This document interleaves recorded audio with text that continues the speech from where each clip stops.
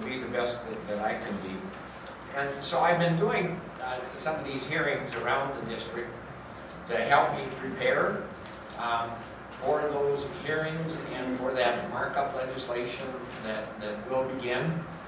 And it's a big country, it's quite diverse. There's a lot more goodwill out there in Washington than I think what a lot of people realize. Democrats, Republicans have all got the message, and they're bound and determined to try to find common ground and to bring things together and to get things done. We had a hearing last year on the highway transportation bill, and we had the head of the labor unions, we had the head of the National Chamber of Commerce, we had the Truckers Association, the Business and Retailers Associations, and as you know, after they'd all given their testimony, each member is allowed 5 minutes to ask questions. And so when my turn came, I said, well, I have 3 questions, and I'd like to ask each of those 3 questions to every member on the panel, of which there was about a dozen. And I saw my colleagues groan, what are you thinking? Oh, we only got 5 minutes here. And so here was my 3 questions. And question number 1 was, is there anyone here in the room and among the panelists who disagrees with the notion that our infrastructure is deteriorating and deteriorating badly and badly in need of repair?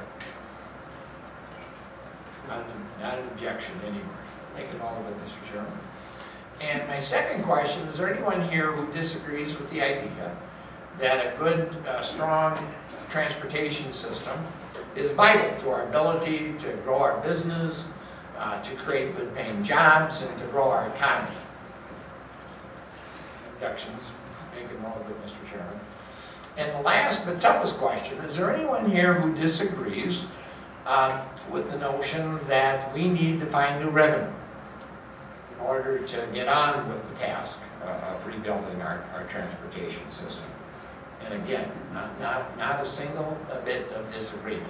So I'm here to report the good news is that everybody is prepared to do what they feel needs to be done here. And of course, as you all know, the devil is in the details. So we're going to come together from all across the country. I wanted to do these hearings so I could have the benefit of the best ideas as to what the needs are and where the priorities should be and how we should go about it from people here in Minnesota's 8th Congressional District. And again, here, it's no secret bridges are falling down. Nobody knows better than that in Minnesota. We have several thousand bridges. The 8th Congressional District may have more bridges than any district with all the water and rivers that we've been blessed with. But it means we also have several thousand bridges, of which several hundred are deemed to be obsolete and disrepair, and they're anywhere from 50 to 100 years old. So we have some challenges here in our Great Lakes and our water transportation system with the improvements that are being made in the Panama Canal. We say, well, what's that got to do with us? Well, it's going to make it possible for bigger ships and bigger lakers to transport through the Panama Canal, and we want those ships coming and going through the Great Lakes. And if we don't do something about the locks at Sault Ste. Marie and of course keep improving the harbors here in Duluth and throughout the Great Lakes, why we will not be a part of that transportation system going forward into the future. It's no secret that we had to shut down several power plants here in the 8th District because we couldn't get the fuel because the trains were loaded with oil. Farmers couldn't move their agricultural products because the trains were loaded again with oil. And the mining companies, several of them couldn't ship their taconite to the harbor again, because the railroads were loaded.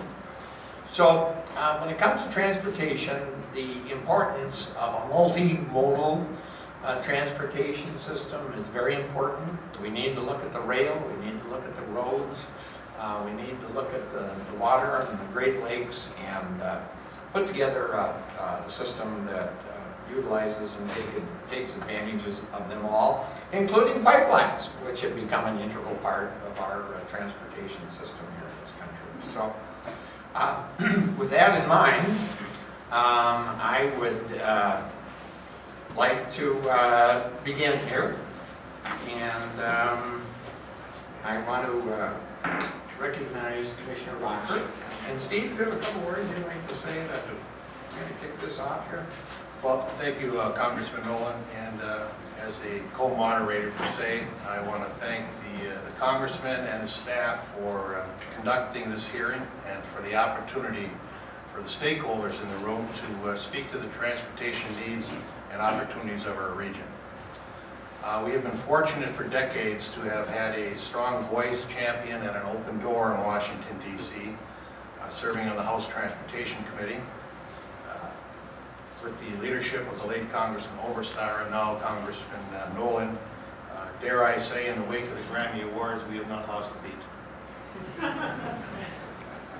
So on behalf of the St. Louis County Board, I welcome the Congressman and everyone here to Duluth, what we affectionately refer to oftentimes as the South 40 and the county seat itself. So, as the largest county east of the Mississippi, St. Louis County has a transportation network of some 3,000 miles of roads and 600 plus bridges that are all essential to moving people and commerce throughout our region and have for over 150 years.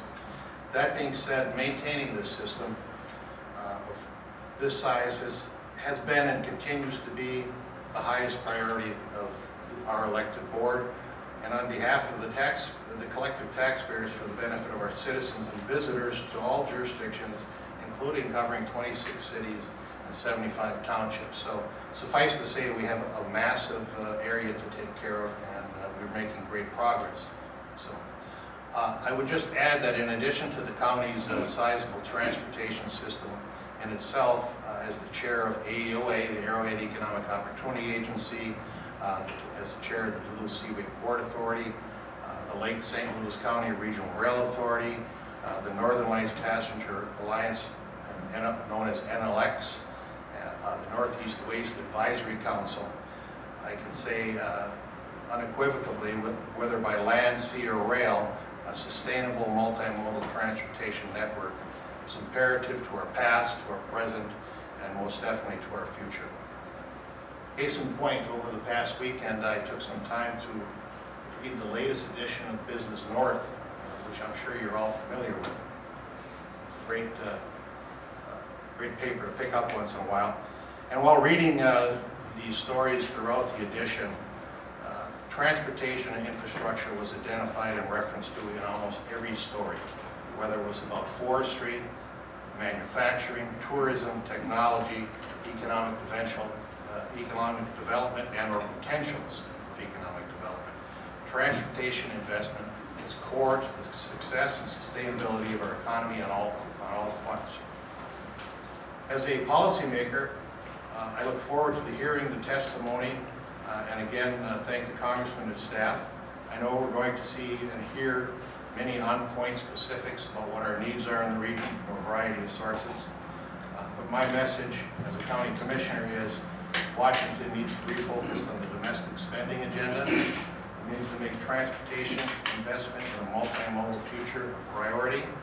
And in summary, looking backwards, MAP 21 is very hard on local governments. MAP 21 put emphasis on the national highway system, not that there's anything wrong with that, but our SDP funds for roads and bridges at the local level were virtually cut in half under that program. And so in summary, in essence, more specifically, no more short-term extensions. We need a fully funded 5-year bill that brings stability to the project planning and development process. And we will deliver on the goods if we get the revenues. Thank you, Congressman. Thank you, Commissioner Rocker. You know, the map 21 in the transportation authorization expired late last summer, early fall. And I mentioned that we had conducted all of these hearings to prepare for a rewrite. And at the last minute, the leadership chose to not allow that reauthorization to go through the Transportation Committee, much to the chagrin and the disappointment of everybody on that committee, Republicans and Democrats alike. And a temporary fix was put in place through a cleverly disguised financing mechanism known as pension smoothing. And I'm pretty sure none of you would want to have your pension smoothed if you knew what it meant. Basically, money was borrowed from private pension funds in order to keep the construction going forward last summer and keep reauthorization going forward. We have been promised by the leadership that the committee will be responsible writing map 21 in this legislation. And